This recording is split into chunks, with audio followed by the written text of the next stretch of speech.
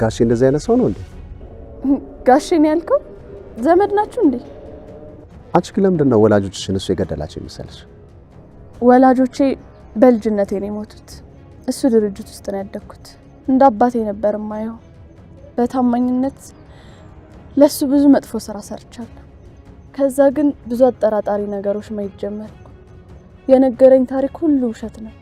እኔ እንደ አባቴ ባየውም እሱ ግን እንደመጠቀሚያ ብቻ ነበር የሚያየኝ።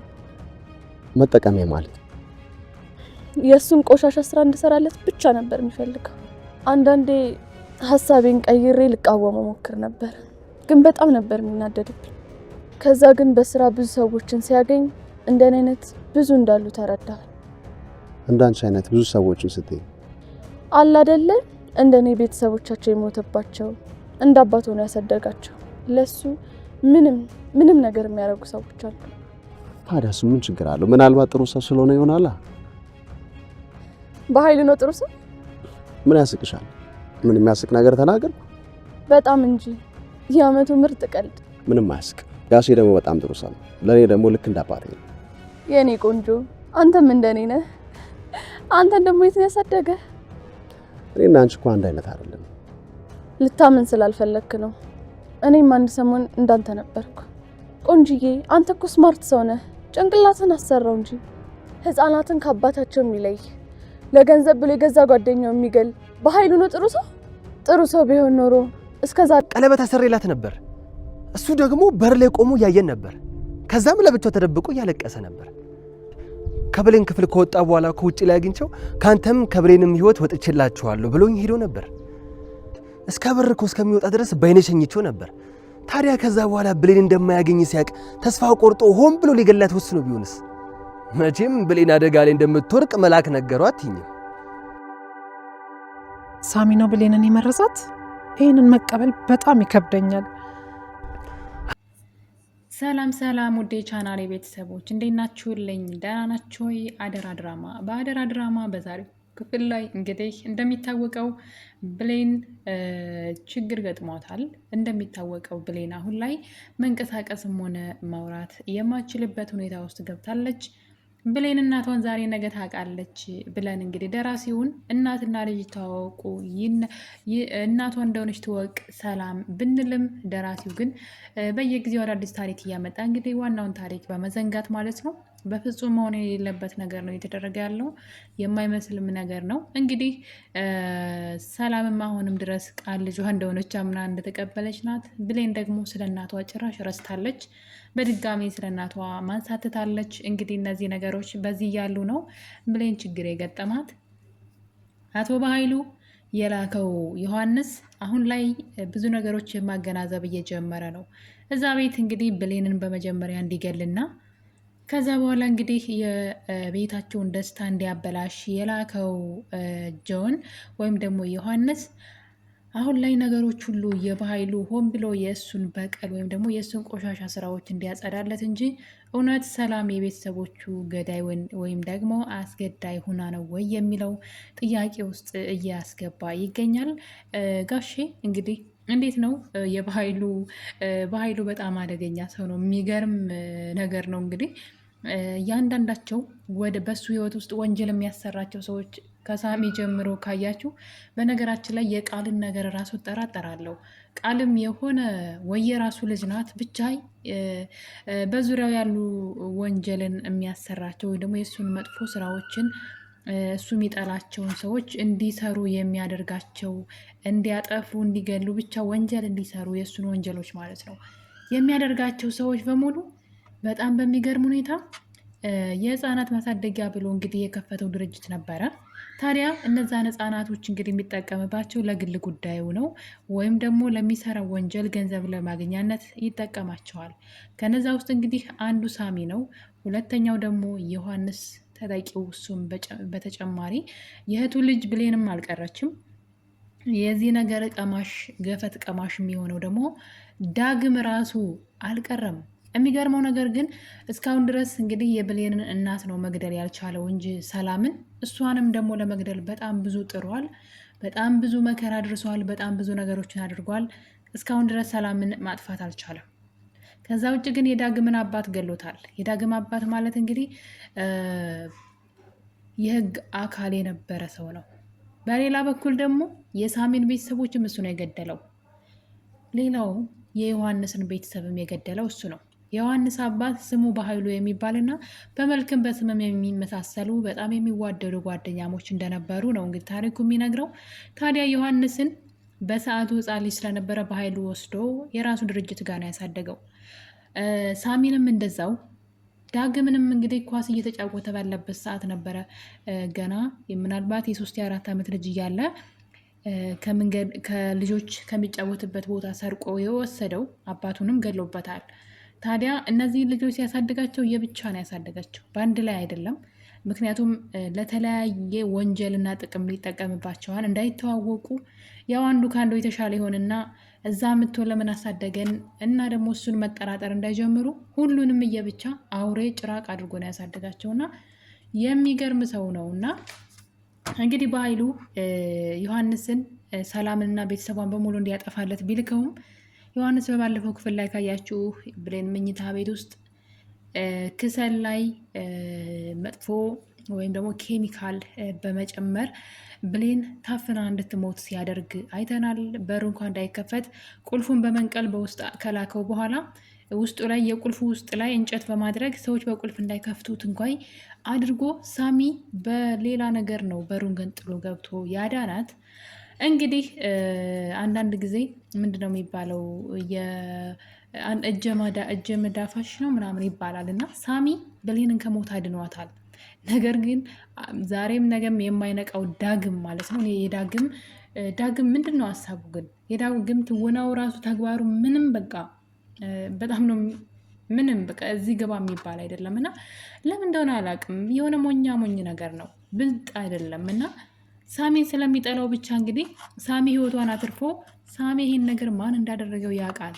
ምክንያቱም በተደጋጋሚ ብሌንን ሲከታተላትና ይህ ልጅ ደግሞ የበኃይሉ ሰው ነው ብሎ ስለሚያስብ ዮሐንስን ይጠረጥረዋል።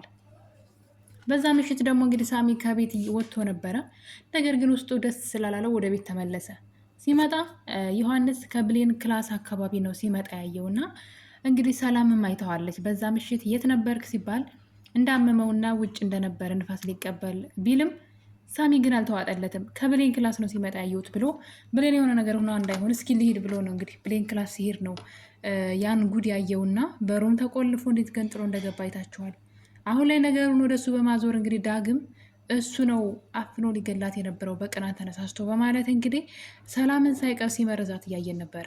ህይወቷን ያዳነላትን ሰው እሱ ነው የመረዛት ብሎ እንግዲህ ገና ለገና ብሌን አትናገርም ብሎ ከሱ አልፎ ሰላምም እንድታምነው በማድረግ ነገሮችን በመገጣጠም አልፈልግም ስላለችውና የዛን ምሽት ለብሌን ቀለበት ስላደረግኩላት ተናዶ ነበረ እና እንግዲህ ከወጣ በኋላ ተመልሶ መጥቶ ነው እንደዚህ ያደረጋት እሱ ነው በማለት ሰላምም እሱን አምናዋለች።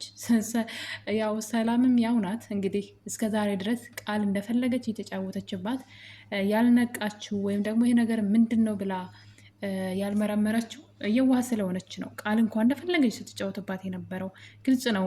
ቃልን አይታ ልጇ እንዳልሆነች መገመት ትችል ነበረ በብዙ ነገሮች።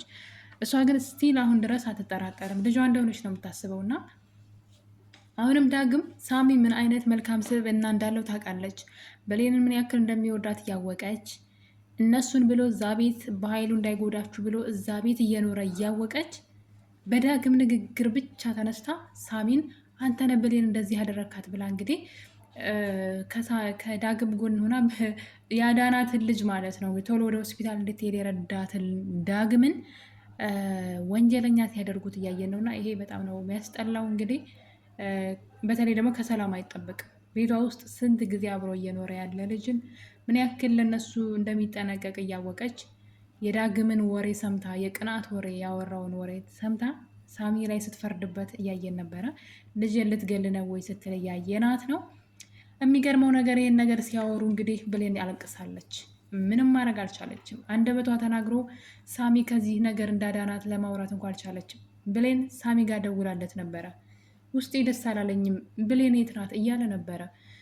ማለት የብሌን ነገር አሳስቦት ማለት ነው። በተለይ ደግሞ ዮሐንስ ከብሌን ክላስ ሲወጣ አካባቢ ስላየው በጣም ውስጡ ደስተኛ አልነበረም። ከዛ በመሀል እንግዲህ ብሌን ደውላለት ነበረ። ሄሎ እያለት ነበር። እንግዲህ ብሌን ራሷን የሳተችው ጭሱ በጣም አፍኗት ስለነበረ ታዲያ ይሄንን ባለውለታቸውን ነው እንግዲህ እንደ ወንጀለኛ አይተው ሰላምም የዳግምን ወሬ ስታናፍስ እያየን ነው። እና እንግዲህ የልጁ ልብ በጣም ተሰብሯል። ይህን ከነሱ ሲሆን ሌላ ነበረ። ሲጀመር ሳሚ ነው ለብሌን የሚገባት። እውነቱን ለመናገር ከሆነ ሁል ጊዜ ነው የሚጠብቃት።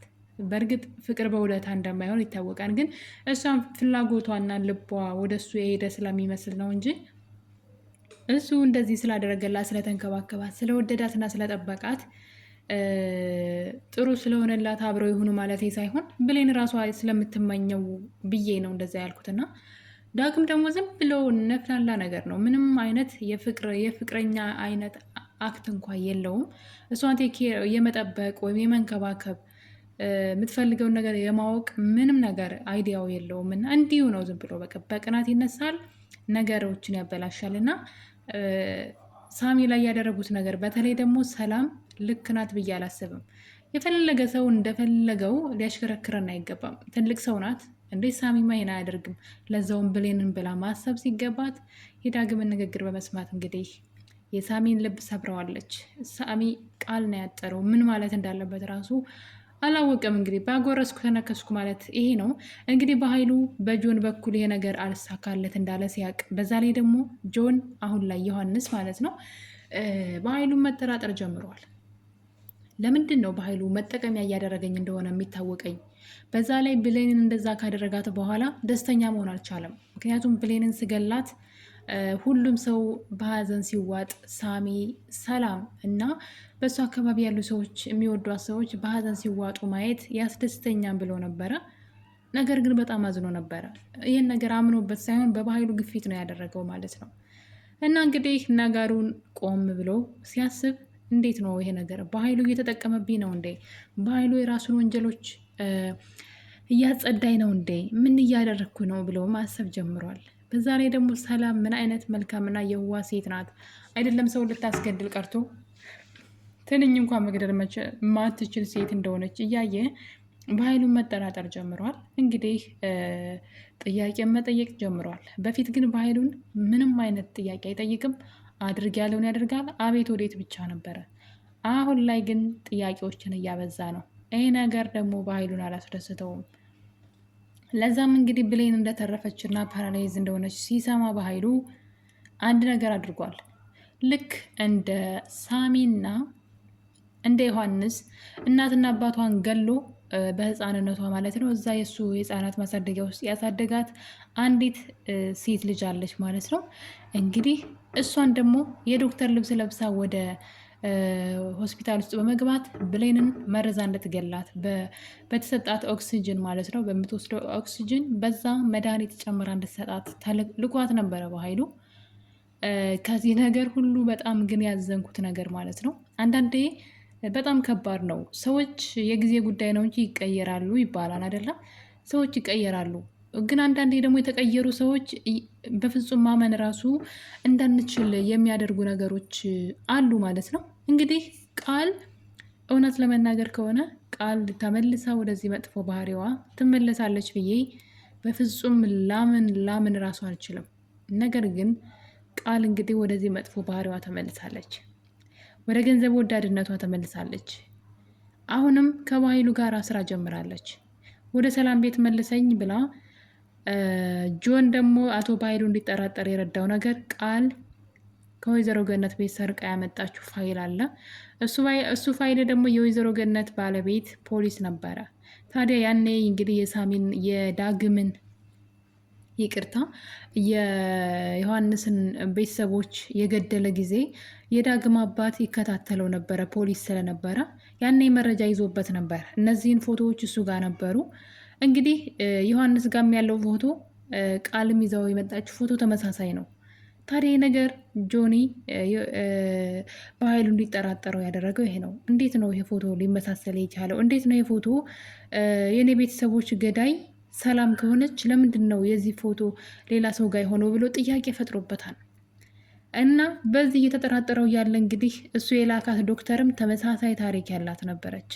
ልክ እንደ ዮሐንስ ቤተሰቦቿን ገሎ እዛ የህፃናት ማሳደጊያ ውስጥ እንዳደገች እና ካደገች በኋላ እንግዲህ የእሱ ወንጀሎችን እንድትሰራ እያደረገ እንዳኖራት ለጆኒ ስትነግረው ነበረ።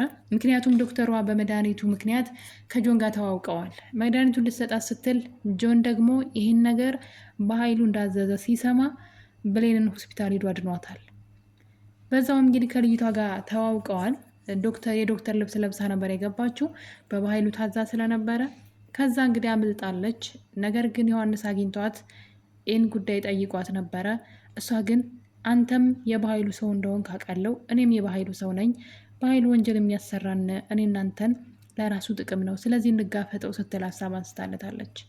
የቃል ነገር ግን በጣም ነው የሚያሳዝነውና ተቀየረሽ ብለን በጣም ደስ ብሎን ሳያልቅ እንግዲህ ወደ ቀድሞ ማንነቷ በመመለስ በድጋሚ ክህደትን ጀምራለች። ወደ ሰላም ቤት ለመመለስ ከባህሉ ጋር ስራ ጀምራለች። ነገር ግን የሚሳካላት አይመስለኝም። ከዚህ በኋላ ወደ ባህሉ ቤት መመለስ፣ ወደ ሰላም ቤት መመለስ ከባድ ነገር ይመስለኛል። ውድ ቤተሰቦቼ እንግዲህ ሳሚ መልካም ነገር ባደረገ በመጥፎ ነገር ተመልሶለታል። በቀጣይ ክፍልስ በአደራ ድራማ ምን ይፈጠራል? ቃልስ እውነት አሳልፋ ትሰጣቸው ይሆን? ሳሚስ ምን ይበቃ ይሆን? አብረን የምናይ ይሆናል። የዛሬው ትረካችን እንግዲህ ይሄን ይመስል ነበር። እንደወደዳችሁ ተስፋ አድርጋለሁ። ለቤቴ አዲስ ከሆናችሁ ሰብስክራይብ አድርጉ ቤተሰቦቼ። ቪዲዮውን ደግሞ ስትጀምሩ ላይክ እና ሼር ብታደርጉልኝ በጣም ወዳችኋለሁኝ። በመልካም ፈቃዳችሁ ስለምታበረታቱኝ በጣም በጣም አመሰግናለሁ። በቀጣይ በሌላ ቪዲዮ እንገናኛለን። ሀሳብ አስተያየታችሁን ኮሜንት ላይ ያስቀምጡልኝ። እወዳችኋለሁ። ባይ ባይ።